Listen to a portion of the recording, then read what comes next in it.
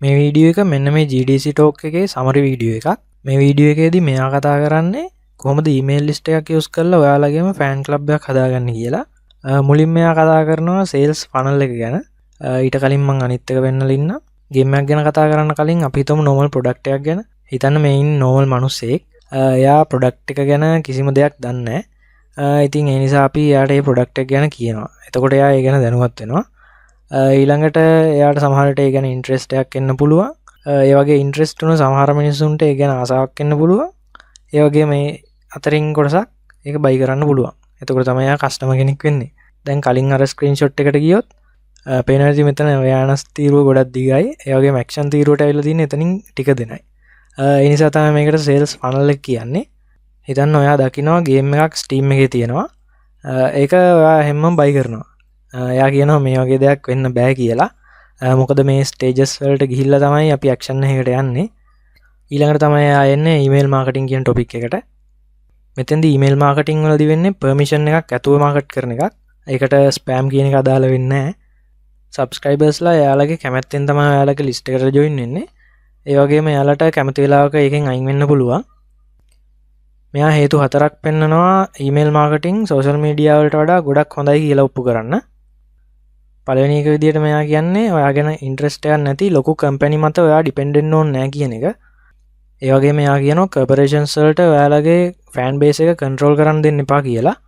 දෙවෙනි රීසන් එක විදිහට මෙයා කියන්නේ සෝෂල් මීඩියා වලින් ඇටෙන්ෂන් එකක් ලැබුණත් ඒකෙන් ඇත්තටම ඔයාගේ ගේම් එක බයි කරන පර්සන්ටේජ් එක ගොඩක් අඩුයි කියලා. මේ ස්ක්‍රීන්ෂොට් එකේ තියෙන එයා ගනිපු එක්සැම්පල් එක. මේ තියෙන එකම පෝස්ට් එක එයා Twitter එකේ දාපු එක මේ තියෙන්නේ. ඒ වගේම මේ තියෙන්නේ එයා ඊමේල් ලිස්ට් එකට යවපු එක. මෙතන කවුන්ට් එක පේනවා ඇති. එයාට Twitter එකේ ඉන්නවා 24500ක් වගේ followers ලා. ඒ වගේම ඊමේල් ලිස්ට් එකේ ආසන්නව ඉන්නේ 16500ක් වගේ. ඒ වුණාට පේනවා ඇති මේකේ ක්ලික්ස් ගත්තොත් Twitter එකට සාපේක්ෂව ගොඩක් ඊමේල් ලිස්ට් එකේ වැඩි. තුන්වෙනි රීසන් එක විදිහට එයා කියන්නේ ඊමේල් ලිස්ට් එකකදී ගොඩක් ඔයාලට ෆන්ක්ෂනාලිටි තියෙනවා සෝෂල් මීඩියා එකකට සාපේක්ෂව කියලා. එක්සැම්පල් එකක් විදිහට කිව්වොත් ඔයා Twitter එකේ පෝස්ට් එකක් දැම්මොත් ඒක එක ඔඩියන්ස් එකට යනවා. අපිට කන්ට්‍රෝල් කරන්න බෑ මොන ඔඩියන්ස් එකටද යන්න ඕන කියලා. ඊමේල් ලිස්ට් වලදී අපිට පුළුවන් ටාගට් ගෲප් වලට බෙදලා අපි යවන දේ යවන්න. හතරවෙනි රීසන් එක විදිහට එයා කියන්නේ ඉන්ස්ටෝල් බේස් එක.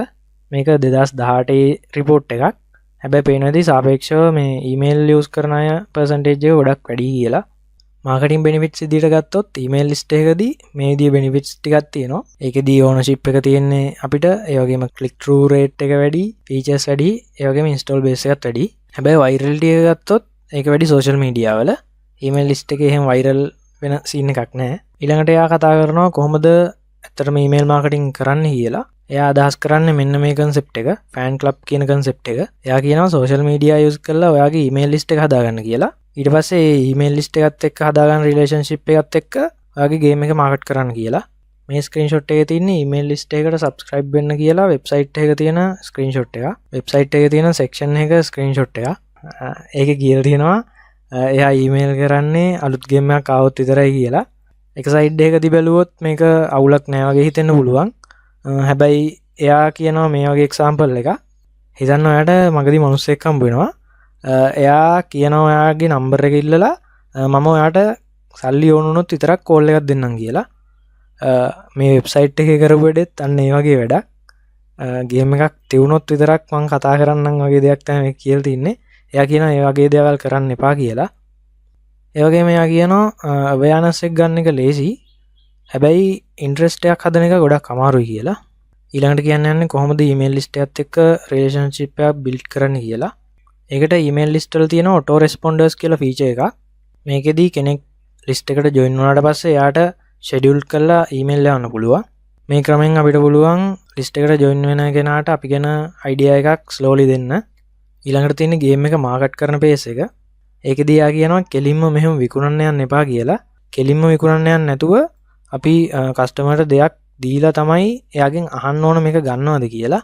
එයා කියන්නේ මෙන්න මේ අප්‍රෝච් එක යන්න කියලා give and ask. මේක මේ එයා දාලා දුන්න පොඩි මීම් එකක්. පේනවාද ඊමේල් ලිස්ට් එකේ ඉන්න සබ්ස්ක්‍රයිබර්ස් ලගේ ෆේස් එක. අන්තිමට එයා කිව්වේ ජෙනුයින් වෙන්න, ඒ වගේම මිනිසුත් එක්ක කයින්ඩ් විදියට කතා කරන්න, ඒ වගේම කනෙක්ට් වෙන්න කියලා. තවදුරටත් පොඩි සමරි එකක් බැලුවොත් සෝෂල් මීඩියා එකේ ඉන්න ෆෑන් බේස් එකකට වඩා ඊමේල් ලිස්ට් එකක් on point. එහෙම කියන්න හේතුව සෝෂල් මීඩියාවල ගොඩක් දුරට මිනිස්සු ඉන්නේ ස්ක්‍රෝල් කරන මානසිකත්වයෙන්. එයා කියනවා මේකට කොක්ටේල් පාටි එක මානසිකත්වය කියලා. හැබැයි ඊමේල් ඉන්බොක්ස් එක මිනිස්සු ගොඩක් දුරට ඉන්නේ ෆෝකස් මූඩ් එකේ. මොකද තව දෙයක් ඊමේල් ස්ක්‍රෝල් කරන්න බෑ. ඒ වගේ තැනකදී ඔයාගේ ප්‍රොඩක්ට් එකක් බයි කරන්න තියෙන chance එක ගොඩක් වැඩි කියලා තමයි මෙයා කියන්නේ. ඒ වගේම තව ෆැක්ට් එකක් විදිහට ගත්තොත් මිනිස්සු කැමති එයාලගේ ඉන්බොක්ස් එක ක්ලීන් එකේ තියාගන්න. ඒ නිසා මෙයාලා සමහරලාට තමන්ගේ ඊමේල් ගොඩ ගහන්න නැතුව චෙක් කරලා අයින් කරනවා. සමහර මිනිස්සු නම් මේක කරන්නේ නැහැ. ඒ නිසා මේක බහුතරයක් කියලා ඇඩ් වෙන්න ඕන. ඊළඟට ඊමේල් වලදී ඒ යවන ඊමේල් short and simple වෙන්න ඕන. images and links too much දාන්න එපා කියලා මෙයා කියනවා. මේ විදියට simple image එකක් දාලා ඊළඟට title එක ඊළඟට පොඩි description එකක් දාලා එක link එකක් දාන්න වගේ scene එකක් තමයි මෙයා කියන්නේ. මොකද ගොඩාක් images title links එහෙම දාලා දැම්මොත් ඒ email එක spam වෙන්න තියෙන සම්භාවිතාවයක් තියෙනවා කියලා මෙයා කියනවා. ඒ වගේම මෙයා කියනවා first person talk එකකින් කතා කරන්න කියලා. ඒ කියන්නේ යාළුවෙක්ට කතා කරනවා වගේ. ගොඩාක් branding use කරන්න එපා. මේ කියන්නේ same color palette එකක් යන්න වගේ ඒ වගේ දෙයක් නෙමෙයි. ගොඩාක් logos දාලා brand ගැන කියෝ ඉන්න එපා email list එකකදී කරන කතාවකදී. එයා මේකෙන් අදහස් කරන්නේ මං හිතන්නේ brand එකක් promote කරනවට වඩා personally මිනිස්සෙක්ට දෙයක් දෙන්න කියන එක. අන්තිමට ඉතින් summary එකක් විදියට දෙන්න තියෙන්නේ එකපාරම sell කරන්න යන්න නැතුව give and ask කියන process එකට යන්න කියන එක. මේ තියෙන වීඩියෝ එකේ summary එකක් තමයි මම කිව්වේ. අනිවාර්යෙන් මේ වීඩියෝ එක බලන්න. මේක ගැන මීට වඩා details බලා ගන්න පුළුවන්. මට මගහැරුණු දේවල් ගොඩක් තියෙන්න පුළුවන්. තව වීඩියෝ එකකින් හම්බ වෙනකම් ගිහින් එන්න. bye.